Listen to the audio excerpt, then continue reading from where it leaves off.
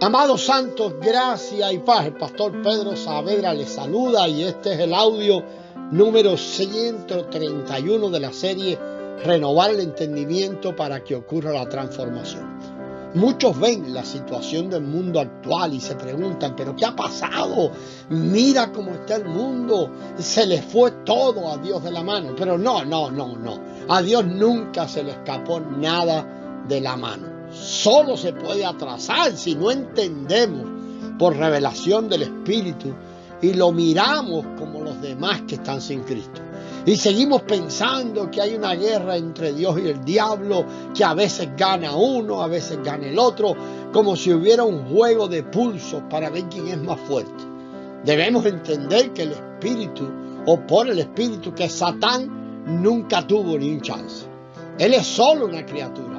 No existe eso de la guerra espiritual como se plantea o se presenta en el evangelicalismo. Sí hay lucha, nos presenta batalla, se opone, opera con engaño porque es mentiroso. Y en ese contexto es que Pablo le escribe a los Corintios, allá en la segunda carta, en el capítulo 11, versículo 3. Pero me temo que como la serpiente con su astucia engañó a Eva, vuestros sentidos, y ahí recuerden, la mente, el alma, las emociones, la voluntad, sean de alguna manera extraviados de la sincera fidelidad a Cristo. O los sentidos de ustedes sean engañados y desviados de un compromiso puro y sincero con Cristo, como dice en la versión internacional. ¿Qué quieren las tinieblas? Esto lo debemos tener tan claro, hermano. ¿Qué quieren? ¿Que te vaya mal? Que tú te divorcies, que tu matrimonio se arruine, que le seas infiel a tu esposa o a tu esposo. Mire, ese no es el objetivo de las tinieblas. No, lo que las tinieblas quieren es desviarte de Cristo, desviarnos de Cristo. Que abandonemos a Cristo como el modelo, como el camino, como la verdad y como la vida. Y va a usar cualquier herramienta que le sirva. Hasta, por ejemplo, que te vaya bien económicamente, porque tu corazón está ahí, porque en tu corazón aún hay oscuridad y está ahí, está puesto en eso. ¿Por qué es tan importante entender esto? Porque todo esto que estamos hablando y con lo que comenzamos del sacrificio perfecto, el diseño de Dios y no desviarnos de ahí, mantenernos enfocados en el diseño y en ese diseño el que debemos vivir, y es ese diseño el que debemos vivir en la familia. En primer lugar, vivirlo allí. La familia como una analogía de la familia de Dios, que es la iglesia. Pero la familia de Dios, que es la iglesia, no puede reunirse todo el tiempo, no puede estar todo el tiempo reunida. Nos reunimos 1 o 2, 3 horas a la semana, pero con la familia natural vivimos todos los días. Y la pregunta es, ¿qué se ve allí? ¿Se ve a Adán o se ve a Cristo? ¿Se ve que estamos envueltos en seguir adelante según el propósito de Dios? Recordemos que Adán empezó a multiplicar su propia imagen en todas las generaciones y desde ahí todos traemos la imagen de Adán. Dice Pedro que heredamos la vana manera de vivir de nuestros padres, y vano es vacío, sin Dios, hasta que llegó el día y cuando llegó ese día, Dios pone a Jesús en una familia. Porque su plan nunca cambió.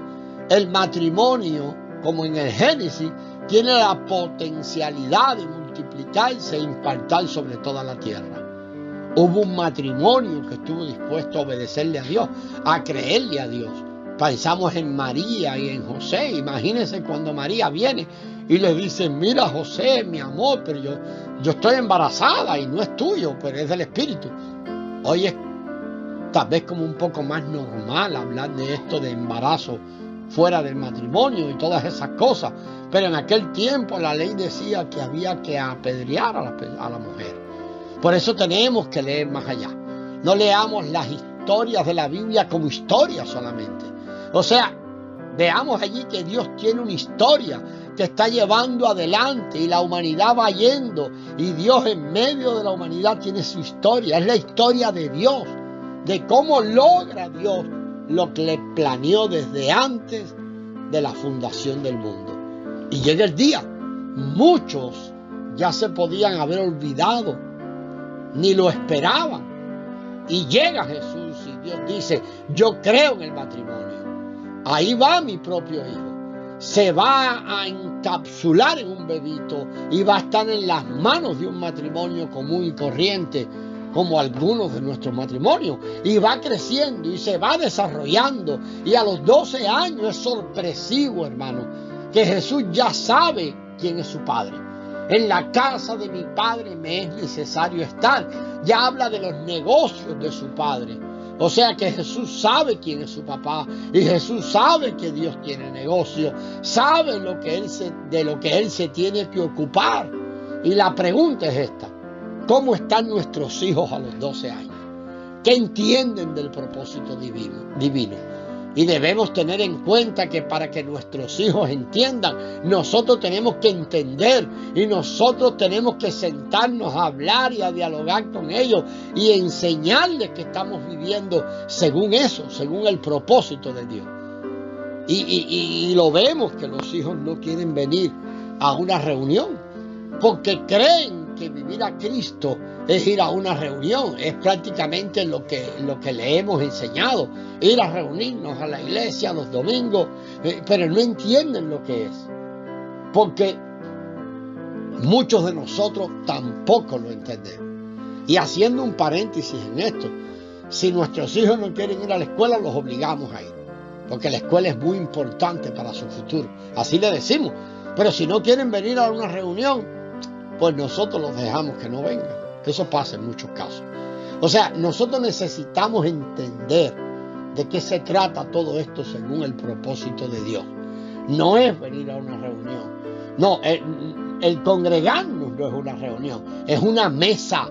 Es una mesa donde se está sirviendo el pan que es Cristo y donde nos sentamos a comer. Amén. No es una liturgia vacía y ridícula que depende de cómo nos vestimos o de los otros. No, en eso lo hemos convertido nosotros. O si tenemos un comportamiento determinado, si fumamos, si no tomamos. No es comportamiento, no es disciplina. Es una mesa preparada por el Señor para impartirnos la vida de Dios, y el cuerpo del Señor sea edificado. Vamos a seguir sobre esto en el próximo audio, hermanos. La gracia del Señor sea con vosotros.